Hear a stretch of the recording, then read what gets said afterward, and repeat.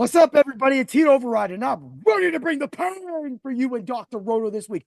Oh, yeah. You ready for the 808? Let's get the bass going. Yeah.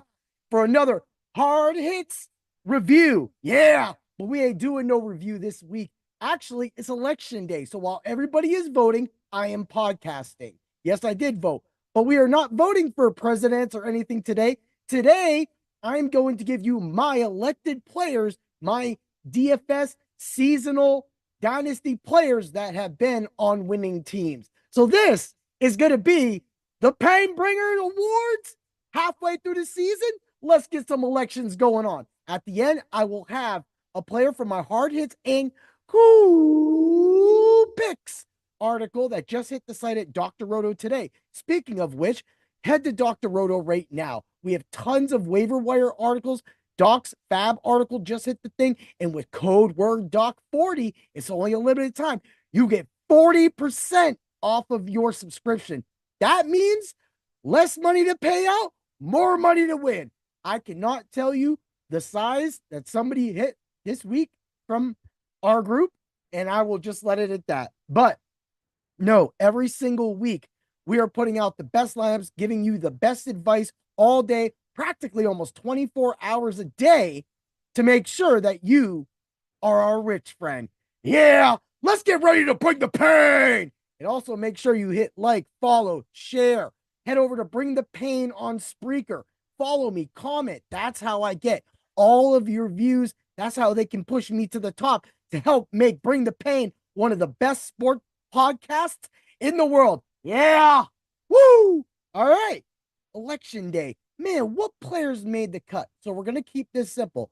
I went with what I thought, my opinion only, that these players are the best of the best right now. They may not be the most of the points at that position, but they are the player that is consistently in there, making sure they're getting their job done for you and making sure that they make all the fantasy points your teams deserve across the board.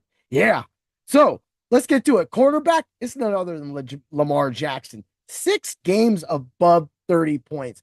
And I mean, he's got some 20-point games in there, but that right there makes me sway from my boy Josh Allen, because Josh Allen has had an 8-point game and a 12-point game practically in normal standards scoring for a quarterback.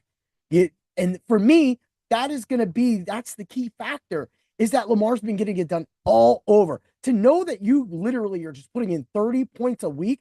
Hence, I have Lamar and Zay Flowers on my guillotine league. They've practically carried me. I mean, I have some other great weeks. I mean, I think I came up a couple points short for first place. I think I was in second this week in total points for the week. But regardless, that's what I'm doing with.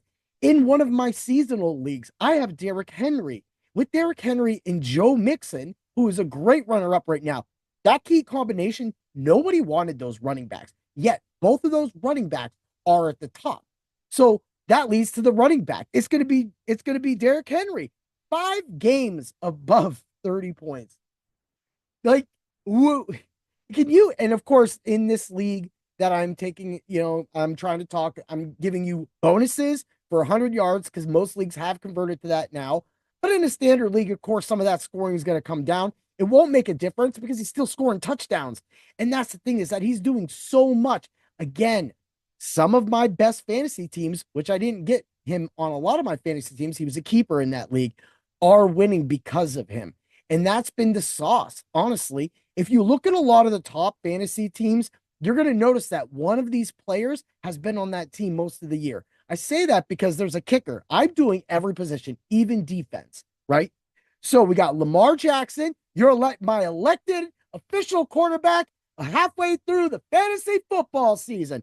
And your buddy, Derrick King Henry. Well, I don't know if anybody else should be called king unless you're talking about the Macho Man. Oh, yeah. Hey, Macho, it's not Thursday. You got to wait. I dig it. Yeah. Thanks, Macho. Anyway, yeah, every once in a while, he just stops by, starts talking about these things, these Macho picks of the week. I know he's going to be mad because not only did his Macho pick, which was Drake London, hit, then he got hurt. So it just literally sat on. I will leave all of that for Bring the Pain this week.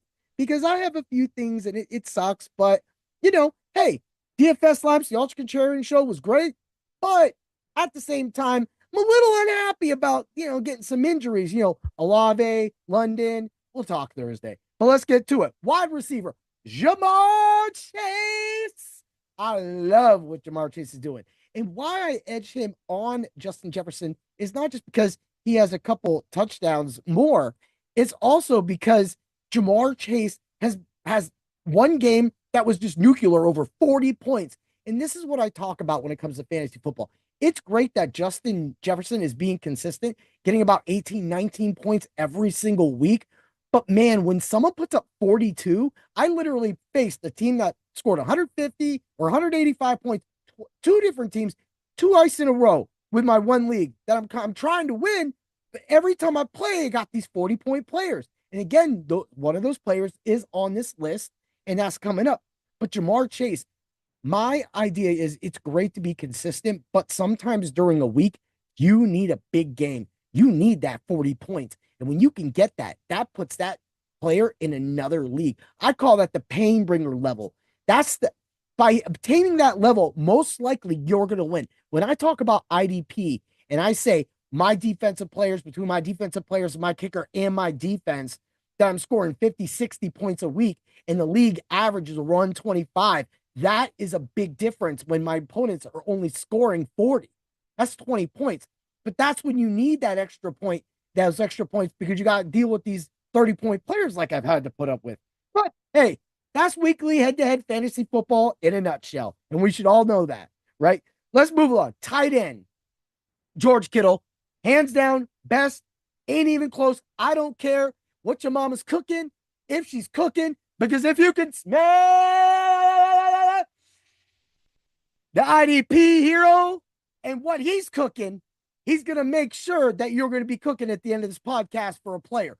But when it comes to George Kittle is just simply getting it done. In tight end premium leagues, this dude is averaging over 30 points a game. 30 points a game. I know that the average might be 28. Oh, he had this one game that was like 15 points or 10 points. But I am staring at 6 or 5 30-point games in a row. Number one, you are my elected official. You got the championship belt. You deserve everything. George Kittle, ooh. But as a Rams fan, you still got waxed, boy. Yeah. Anyway, defense. This is going to get you. You're going to wonder who the defense is. It's none other than the Denver Broncos. The Denver Broncos? Heat override. Are you crazy? The Denver Broncos. Look, the only other team technically that could beat them in points right now is the Chargers. But that's because the Chargers are just the Chargers. They're just up there. They have all these names like the Bosa. They got Deion Henley, who I just was talking about a few weeks ago on my Hard Hits and Cool Picks article. But at the same time, they have been getting it done. They've been caught in these low-scoring games and just slobber knockers, and they're running the ball with J.K. Dobbins. So they're controlling the clock, they're keeping it close, and they're just getting it done. And that's how that defense has been playing. The Denver Broncos are playing the same way. They just don't have all the star power other than, they have offensively. I mean, Bo Nix has been doing amazing. Like, a lot of people aren't even looking at him because of what Jaden Daniels is doing. And I get that. But Bo Nix is not Jaden Daniels. Bo Nix is Bo Nix. He's winning. And he's winning with a team with an offense that's really just not the best. He's got 3 tight ends that he's just throwing in anyway, Trotman, Crawl, and whoever else. He's got Cortland Sutton and then a guy named Little Jordan Humphrey. And then we got some other guys too. We don't even want to go there. All right. But what this defense has been able to do is keep everything close. And by keeping everything close, they have had a lot of double-digit weeks. And those double-digit weeks are what put the Denver Broncos in the elected defense to have. Yeah. I mean, I'm electing them as the top defense, and that says a lot for me. But I've been all over Denver DFS wise for weeks. I've been spitting it, and people have not just been believing in it. And then there's some people that have.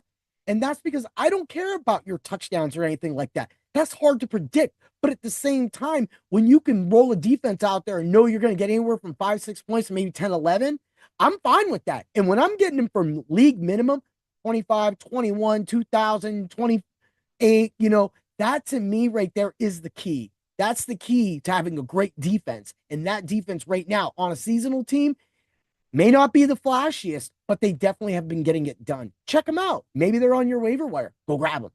Right? Let's move over to kicker. Austin Seibert, bro. I'm just telling you.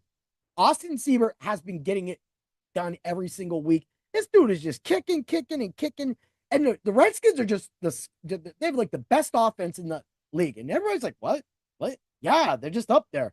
And Seibert has been just kicking points. He's averaging like 12.9 points a week in my one league. And he's around that in mostly every other league.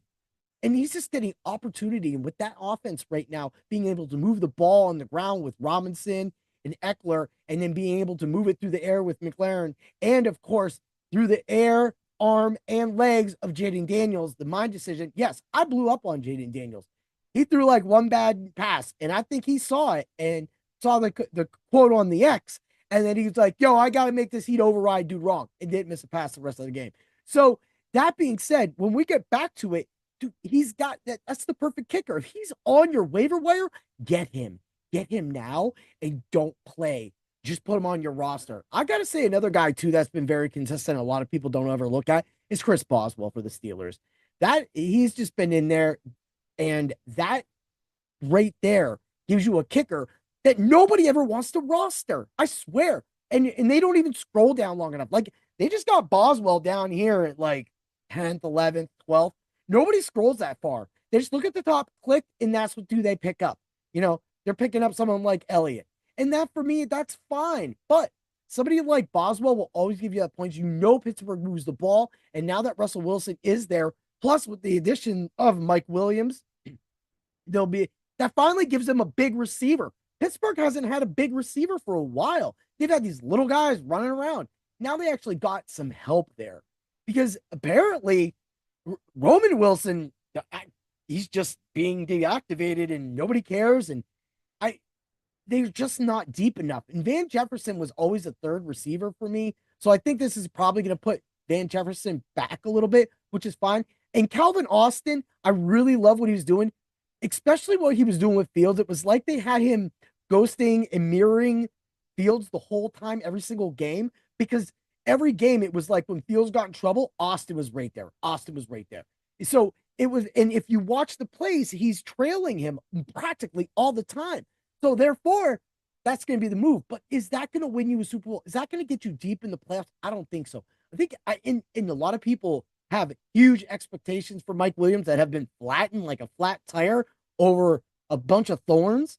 And at the same time, you're looking at it and you're saying, hey, what is going on? Why are we doing this? But hey, it's the Steelers, and that's what we got. But I'm a Rams fan. What the hell am I talking about the Steelers for? I mean, hey, great move, guys. The Rams, you better go make a move. A linebacker.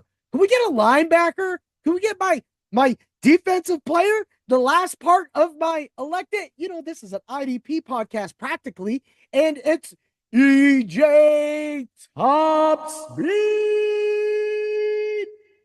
Yeah, he's fourth in tackles, but he's got a cool name. And believe me, I love Roquan Smith. But right now, EJ Speed, his youth, the level he's playing at, he's playing literally next to Zaire Franklin, who's a tackling machine. The fact that he's coming off a few weeks in a row with double-digit tackles, I can't. I don't even know how he's getting it done, because Zaire Franklin's over here eating at the buffet, and EJ Speed is literally getting the scraps and still turning the scraps into fantasy football gold. I love it, man. It's so beautiful. So let's get to it. I hope everybody likes those. If you disagree, comment me at Heat Override on the X. Fine, bring the pain on Facebook. Go to Dr. Roto. Call into Dr. Roto and say, your boy Heat Override, he's crazy. But he does make it sense when he talks about these players. So just, if EJ Speed's on your waiver wire, go get him. Okay? Just go get him and thank me later. Just like you should have thanked me last week when I brought up Damani Richardson. Oh, 0% owned, one of the only IDP experts in the industry that even cared to give a 0% dude an article part. Now, I've been doing this for over 3 years plus at Dr. Roto. And each year, I kept bringing in a new article. This Hard Hits and Cool Picks article came last year when I took the one pickup of the week from my IDP Heats of the Week, and I just made a whole article out of it, adding a few more players. I constantly have 1%, 2%, 3% dudes on my team all the time. But at the same time, as we go back to it, that's what leads to players like Damani Richardson watching the play, seeing all the snaps. And I just got a message today in my Xbox, well, X inbox, I should say, and that there's a free spot for you there, Microsoft. Yeah, but at the same time, we're looking at it, and that is what led me to him. Also, I said this on my podcast last week when I brought him up that the Panthers could and may win that game. They did. So again, we go back to the people who don't believe in some of these teams. They were at home. The only thing that didn't happen was Derek Carr started, which I was hoping for Radler so that he could throw Damani Richardson an interception, which would have made a complete flush for Damani. And that pick, again, was on this podcast last week. And that's why I love doing this for all of you. I want you to come to Dr. Roto and see that outside of my crazy self, there's actually a lot of other dudes you can relate with and women that you can relate with on our site. Yeah, I didn't forget about you, Leash. And that can win you money. I mean, we have a millionaire maker on our team, right? I mean, who doesn't at this point? All of them are putting in hundreds of lineups, but she did it, right? And at the same time, we're looking at it. So who is the IDP pickup of this week? Who are you going to highlight? Who is one of three players that you had on your hard hits and cool picks article? It is KJ Britt, a fourth-year player, of course. You know, he's got 58 tackles for the year right now. He's had 6+ in 6 out of the last 7 outings as well. You know, you're not saying that that's Damani Richardson breakthrough with 11 tackles, things like that. It's not, but it's giving you somebody who's playing a fair amount of football on a team that is defensively atrocious. Atrocious. They're letting everybody just run by them. So as long as all the defensive linemen other than Bay let everybody run past them, they're just going to run into Britt. And I mean, they still have David on that team. They're still strong. But that's the difference between it.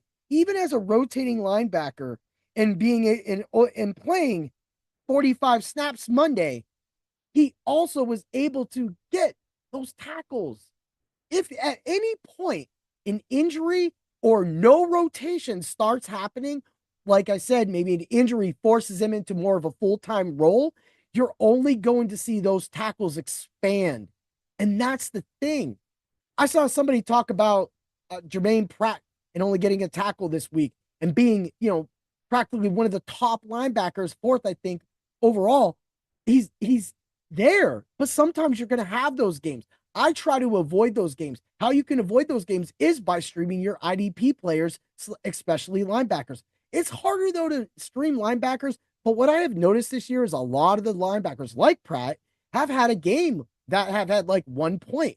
So therefore, even Aluakun has had some bad games this year, but he's starting to pick it up now. So he'll be back, getting up there, getting some tackles. Don't be worried. But KJ Britt is just a solid player. He's a player that you can put on your team if you're allowed more than one linebacker spot.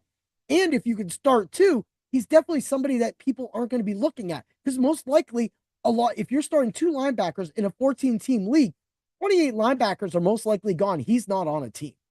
So you get an injury or you have a bye week, you need a player like him. You need somebody to get in there. And man, if he could just get that, if he could just get more snaps, that's true gold for you people. That's true gold. Plus, they got before he does have a bye in 2 weeks, but before that bye, Tampa Bay has San Francisco and the return of Christian McCaffrey. You don't think that even though they might limit him a little bit, They're going to let him run all day, which means more passing in the middle, more running in the middle, more rotating of the linebackers, more opportunity. Look at, if you can get this bet, mark my words, KJ Britt will hit 7 tackles this week. Find that bet and play it. Come back to me next week. I'll have that bet put in as soon as I can put it in, because these sites must be watching my podcasts and watching me talk stuff on them, because I went to FanDuel for the past few games. I can't even get a tackle prop. I can't get a sack prop. I can't get a pregame interception prop. I just want a sack. I'm not even getting tackles. And in the in game, I swear, I'm looking at it and I've got every tackle box. I log in real quick. I go and hit the tackles. Everything goes dark.